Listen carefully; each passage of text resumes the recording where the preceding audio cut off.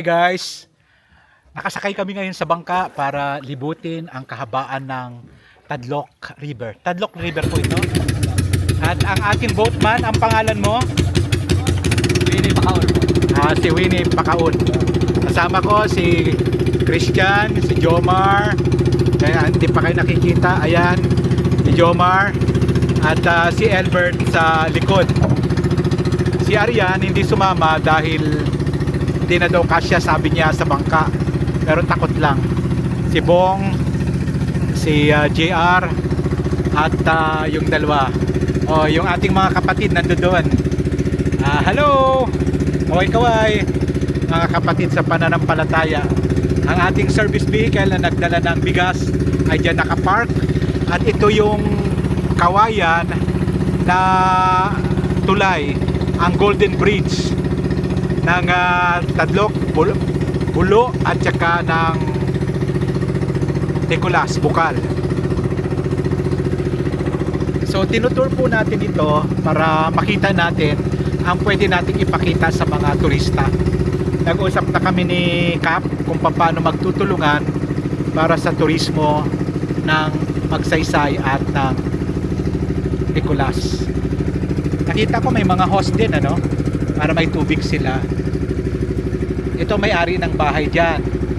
So makikita po ninyo marami silang sasa. At masarap yung suka nila dito, kuya, no? Binigay sila sa aking isang container. Hinog na ngayon. Pinainit ko sabi ipainit sa araw. At sukang susa yun. At alam nyo ba, yun ang pinakamasarap na suka sa Pampanga na nadiscovery nila. Sa atin meron din. So makikita ninyo yung mga bulaklak ng nipa, parang kaong yan, masarap yan. Pag biniyak mo, napakatamis. Pero mo, sa alat siya, pero ang tamis ng bunga niya. At gawaan na rin ito ng pawid. Sa mga nanonood sa atin, yan ang bangka nila. Hindi nyo kaya yan pag hindi kayo marunong mag-balance. Ang ganda ho ng bundok. Ito po ay galing sa, pero mo sa Bukal, fresh at saka salt water nagko-combine. Ano po ito, sadyang putol na puno? Natumba po. Natumba. Nung malakas po ang hangin Nung December. anong December, malakas ang hangin. Pero parang buhay pang mga palaisdaan dyan. Opo, buhay na po yan. Kanino mga palaisdaan niya Kay dyan? ano po, sa kuya po ni si Juleder. John Riamales. Ni Gideon. Mayaman pala siya. Ayan. So, na-enjoy po namin. Actually, ilang oras itong kahabaan na ito? Mga 15 minutes. 15 minutes? 15 or 30. Pero pag sagwan-sagwan lang, Yung katagalan po. Mga sa 1 hour. may katagalan kapag ano, Sagwan na po. sagwan. That's good. That's fine.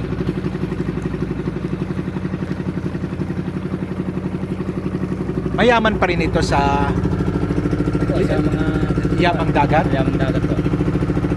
Ano kadalasan ang nahuhuli dito? Alos ano po hipon, sugpo, limango, isda, tapos mga shells, Shells ang marami, no? shells, lukan, tabibi, suso na bitanga. Saan binibenta ng mga taga dito ang ano, ang nahuhuli nila? Saan kadalasan binibenta? Yung kwan po, lako-lako lang po sa barangay. Parang may ano yan? Nakaumang? Opo, May huli yan? Kawil. Kawil. Sino may-ari na? Sana inangat natin. Ayan. May mga ibon din dito na Opo. naglalagi. Opo. Kasi Kumakain din po ng nangangain ng isda. Hipon. ito low tide to. Opo. Kwan. To yung ano lang po. May mas mababa pa ditong tubig or Sino po yung pinakamababa? Mas maganda kung mataas, ano? Pero kahit na mababa, maganda na. Lalo na kung ano pa, ano? Mas mataas. Ang ganda naman ng puno na ito. Anong puno to? Opo, yan po yung dungon. Dungon? Oo, pangalan niya. Sa ilalim, putik ba? Opo. buhangin po. Buhangin. So pwede tayong maligo dito. Opo. Ano to, tabang or alat? Pag ganitong season po, may halong ano na po yan, alat. Kasi yung galing sa Barangay Alibog, Tadlok, pumapasok na po kasi yan dito. So ibig sabihin, safe din maligo dito. Opo. Talaga. Ang yaman ng lugar ninyo, sa totoo lang. At ito kung mau-open natin sa turismo, malaki ang pagkakakitaan ng mga tao. Like itong boat mo, huwag ka namang mahihiya magsabi, pero ano, pag mag-aarkila ng bangka, magkano ang paarkila mo sa mga tao? Depende po sa ano, depende po kasi sa layo ng Kunyari, yung pinakamalayo, magkano yon? nasa what po? 2,000 po. 2,000. Pero ako ngayon may discount, no? Pero ilang oras na yon? May ano po sa dalawang ano po 'yon. Depende po sa panang nag-aarkila. Ibig sabihin ilang oras yon? Opo. Ito yung parang pahingahan. Yung mga mangingisda, no? Ano po yan, yung nag-pukatok. Pukatok. Buti hindi hinaharangan ng mga tao ito ng lambat. Bawal, no? Para makadaan ng bangka, no? Kasi pag hinarangan, Oo. May katulad po nito, may bangka. hindi na makakadaan. Wow! Ang ganda naman ng pinakabubong natin. Mga katunggan ba yan? Opo. At tingnan mo yung mga ano nila, marami ka na bang shots Christian, mga puno, pag may nakita kang alimango, kunan mo din. So nasaan na tayo banda Greg ba? Bini po. Bini. Nasaan na tayo banda Bini? Sako pa rin po ito ng ano, bukal. Bukal. Pero mo no, pinanggagalingan. Ano yung isa nakikita natin parang Yun po, tubig? isa rin po yan sa bukal na tinatawag. Is it fresh or fresh ya? Fresh din po yan pag ano. May nakita tayong parang isa pang bukal, tuburan ng tubig. Medyo sasaglit lang siguro tayo dito. Wow, fresh ito. Wow, galing sa bundok, no? Opo. Fresh din po yan. Wow. Wow. Wala akong masabi, ang ganda. Pwede kang magbanlaw dyan no? Opo. Safe naman yan. Opo. Walang mga asas. Yun lang po. Ay, hindi natin sure. Opo. Hindi ka sure. Kaya kailangan may guide, no? Kasi sa ngayon, ang nakikita ko, medyo wild pa. Kaya wag basta-basta kung hindi sinabi ng guide. Ano itong kabila na ito pala, isdaan? Fish pan po yan. Happy span din. Napapakinabangan o hindi? Daw pakinabangan po yan. Anong mga isda dyan? Pan po yan. May bitaw sila dyang sugpo, hipon, alimango, saka bangos. Tilapia. Taga bayan, taga dito. Taga dito lang ba? Magkano ang sugpo dito? Sa ano po Magkano ang presyo? Kaya yan, gano'n nga ang ano ta? Magkano ang presyo ng sugpo? May 600, may 500. Pero araw-araw ba meron? Ay, hindi rin po. Hindi rin. Anong buwan ng kalakasan ng sugpo? Mayo po. Mayo. May po sa akin. Eh ngayon, anong available? Alimango lang po. Alimango. Matatabang alimango dito? Mataba po. We, baka hindi pulahan. Pero may nagkukulture yung nagpapataba. Fish pan po. Meron din. Kami po. Oh. Meron din kayo nahuhuling king crab, yung malalaki. Opo, meron po. Maganda talaga. Mayaman talaga kayo. Ay ngayon, ang mga hipon na ordinaryo meron din. Ay po tanghali na wala na. Sa umaga po. Sa umaga, saan nyo dinadala? Dito na po dinala ko. Sa... Ay kaya kailangan pala pag-order ako, maaga pa ako dito, no? Opo. Para mayroon akong mabibili, no? Eh ang isda naman, anong isda ngayon? Wala din po. Walang sila ngayon Wala. Hipon, sugpo. Sawa ka na sa alimango? Sawa din po. Tapos may suka ka pa, no? Aroy, kasarap ng buhay. Tapos kung makikipagsibuyasan ka, may uwi pang sibuyas, no? Ang sarap ng buhay. Ganda naman ang ugat na ito, no? Talagang hihigop siya mula sa baba. Nakakakalahati na tayo, Billy? Wala pa po. Wala pa? Ang sarap naman. Mag-i-enjoy ka. Ano kayang naiisip ninyong bangka na pwede nating design? Yung tipong nakakakain ba? Ano, nakapunta ka na ba sa Capiz? Ang sinasakyan ng turista doon, balsa ba na ang pinakapalutang yung malalaking drum? Ayo. Tapos hinihila siya ng ganitong bangka. Dahan-dahan. Sa ngayon po, meron po yan doon ngayon sa Barangay Alibog. Sa Alibog. Po, may pinaka-floating cottage. Ngayon, ang ating project, kung magkakaisa tayo nila kapitan, para may kita ang baryo, may kita kayo. Tapos, ang turista, magpapabook. Ngayon, kakain sila, bayad nila yung pagkain, bayad nila yung sakay, nai-enjoy nila ang paligid. Di ba marunong ka mag-gitara? Nagigitara ka. Tapos ikaw kumakanta ka, di ba? Opo. Ang kakantahin mo, Pusong Bato. At para magbibigay ng tip ang pasahero, yun ang maganda. Yung produkto nila dito, yun ang kakainin ng mga turista. Pagkatapos, kikita ng baryo. Uy, ang ganda ng hanging bridge nyo. Parang hanging bridge yan. Sino ang dumadaan diyan? Grabe naman, ano? Pag ako siguro warak yan, no? Barangay Kalawag po. Kalawag na to. Opo, yung dumadaan.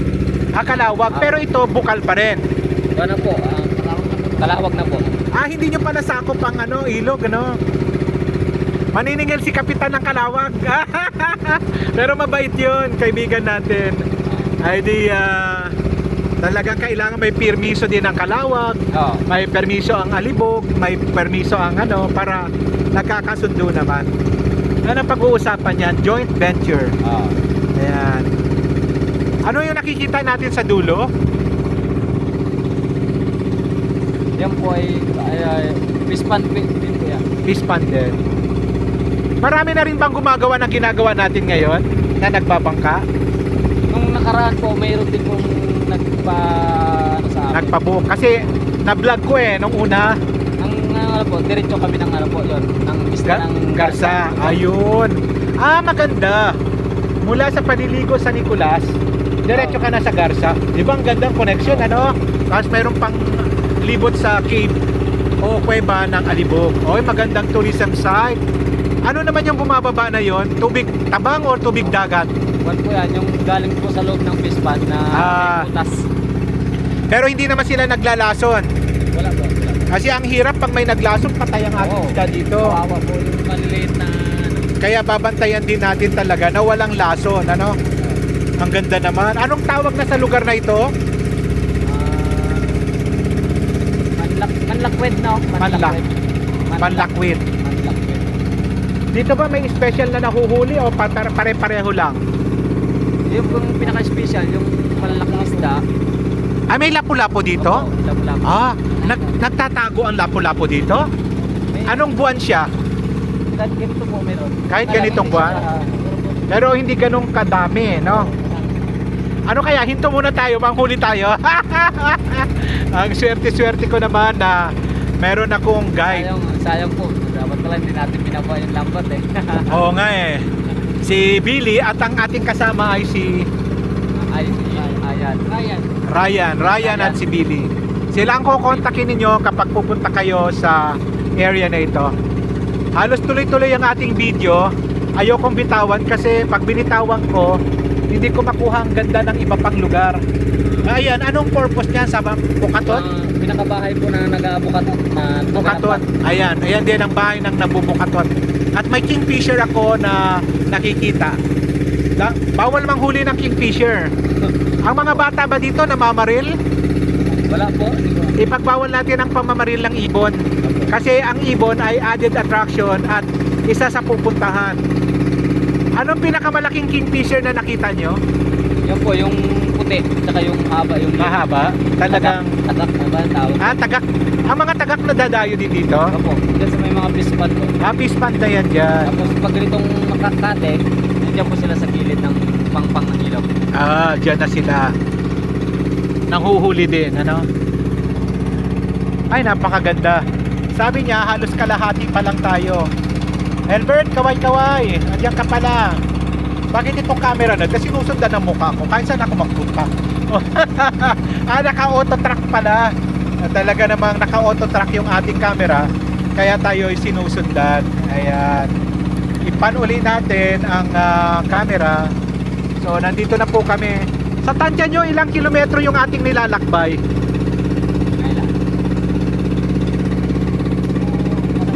Hindi nyo rin sa ano, no? Mamaya, alamin natin, pipindutin natin ang cellphone para malaman natin gaano kalayo ang ating nilalakbay. Ito, wag nyo rin papaputol kasi attraction din yan, parang ugat-ugat na yan. Para Malaking bagay po kasi yan pag bumabaha. pag bumabaha, malaking bagay. Parang ang lupa ko na nandyan. Hindi basta-basta. pupunta dito. Ano naman yung nakikita natin, marami pa ring nipa. Ngayon parang klaro na. Makikita mo na yung mga bundok dyan. Is this part of Calawag still? Ngayon pa ba'y Calawag pa rin, ano? Apo. Yeah, ano naman ang meron sa kaliwa? Yan po, pispan din po yan. Tapos may mga alimango rin po yan. Oh, ang mga similya nila ng alimango, saan nila kinukuha? Dito na rin? Dito na rin po sa ano. Ah, Yan sa- katulad po niyan, yan yung nakatayo yung ano na yan. Yan ang galing similya ng bangong. Diyan kayo na nanagap. Yan yung ito. Ayan, ano, diyan kayo na nanagap. Galing, ha? Ito, kaninong bahay to? Anong kaninong bahay to? Mayong aga! May isda ka dyan? Anong apelyido? Ganda.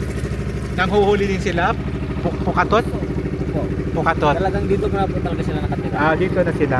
Kasi itong hanap buhay nila. Sa mga oras na ito, wala talagang mabibili. Wala po, nasa ano na po nasa bintana. Nasa bintana kasi ano na alas 10 na. Ayan. Ayan po, isa rin po yan sa bukal na tinatawag. May bukal pa.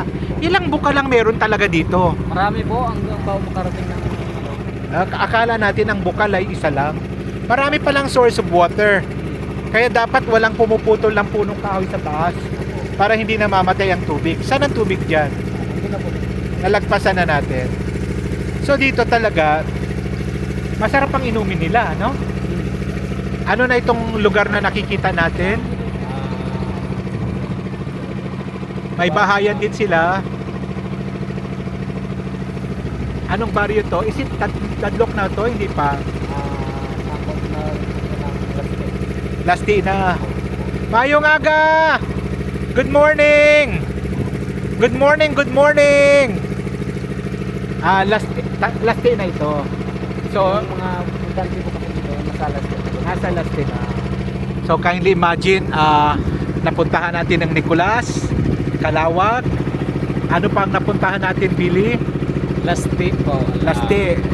Pero muna kapag cruise tayo ng ganon karaming barangay. Ayan. May bahayan na rin dito, no? Mas malapit na ito sa Alibog. Malapit-lapit na rin po. Good morning! At ito may burol. Pag akyat mo dyan, anong natatanaw mo? Pagbaba mo po dyan, pispan trip po yan. Fish pond, no? We are surrounded with a lot of fish ponds, ano? And then, marami tayong nadadaanan ng mga spring.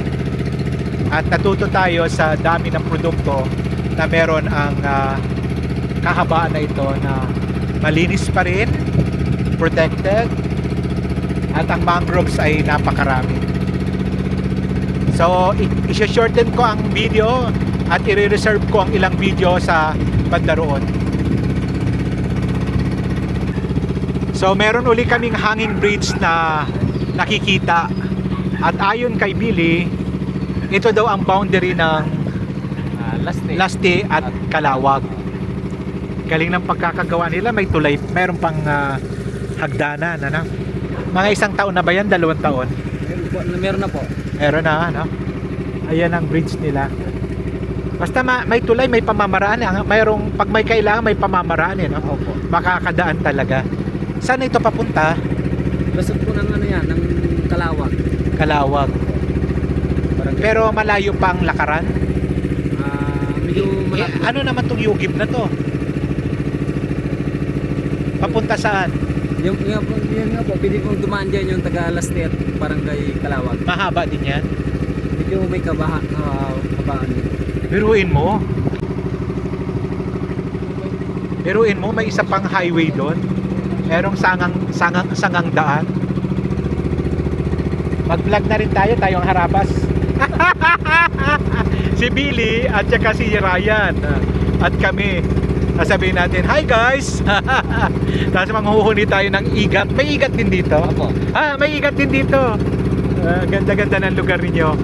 I'm really enjoying it. Pinakagawan po dito ang igat namin. Marami kayo? Kwan po, mga lalo-lalo mga Ilocano. Maraming igat dito? Kasarapan na po yung laki.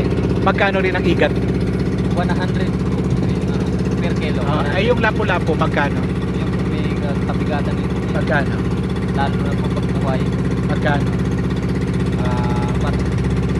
350? 350 buhay. 200. Ay mga agat. 200 po ang Ay ang alimango. depende po sa size. Ano yung good May- size? May pinaka good size 900. Tapos 700 po. ang Lowest, ang pinaka lowest. okay. 150. Baka wala nang laman yun. Hindi po, medyo pan lang po ang laki nun. Ay yung sumpo, yun na. Opo. Ang hipon na ordinaryo. Yung ordinary lang po yung ipon ay 100. Ang lukan, magkano? Per piraso po, 5 piso ang isa. Per piraso. May tala ba dito? Meron po. Okay. Sarap naman ang buhay nyo dito. Gawin na natin yung ating turismo. Yung parang, ano pa product? Yung masarap din na sip-sip yung na sip-sip yung bitanga. Pitanga. Lalo na may... Sarap kataan. Pero wala kay nyog dito, no? Bakit hindi nabubuhay ang nyog dito? Meron din po. Dapat magtanim tayo ng nyog. Sa susunod magdadala ako ng nyog. Pero sana abutan pa natin yun, ano? Nabuhay tayo. Pero ganun pa man, alam mo pag nagtanim ka, hindi na para sa iyo eh. Para sa susunod na saling lahi na. Yung pinapakinabangan natin ngayon, tanim ng mga lolo at lola natin. Tayo naman dapat may pamana din sa susunod na kabataan. Kung walang nyog, magpapasalamat sila na may gata. Na yung kanilang mga kinakain ay mas masarap kasi may gata. Ang sili madali naman buhayin eh. Pero ang nyog eh medyo mahal. Ito naman ang palaisdaan ng mga De La Cruz dito sa bandang is it Laste? Laste pa rin. Malapit-lapit na rin daw tayo sa Tadloc, yung pinakadulo. And I can say based on my experience, this is the farthest and the longest river, mangrove river na atin pong naranasang puntahan dito sa Occidental Mindoro. Kaya ang dami hong naglalarong magagandang isipan sa atin for tourism and aquaculture. Pero higit sa lahat appreciation na preserve ng mga tao, ng mamamayan ng Magsaysay ang kagandahan ng kalikasan at sana'y mapangalagaan pa nila. Hindi ako nakapagdala ng sunblock kaya sigurado maitim na ako mamaya. Ayan. At bibilisan na rin natin. At talagang satisfied ako sa haba. At pero pag nagawa na siguro yung pangarap nating boat, mas masarap ang jamming. Hello to Marty at kay Tita Mary at sa lahat.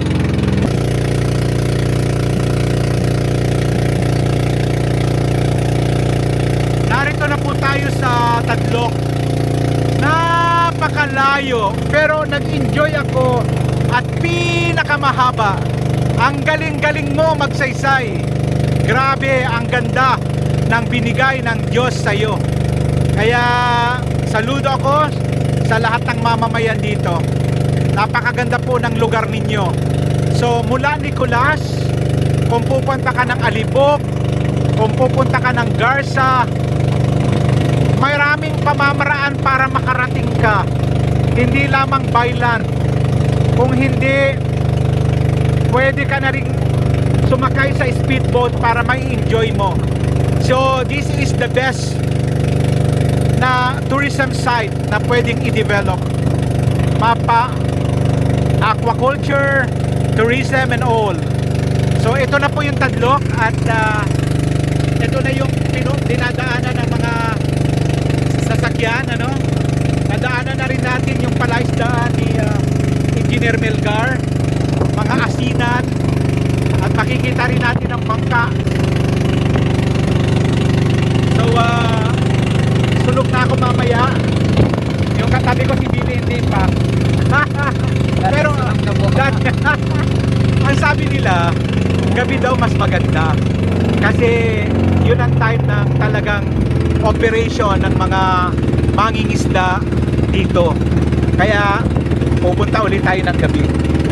Makikita ko na ba ang hanging bridge?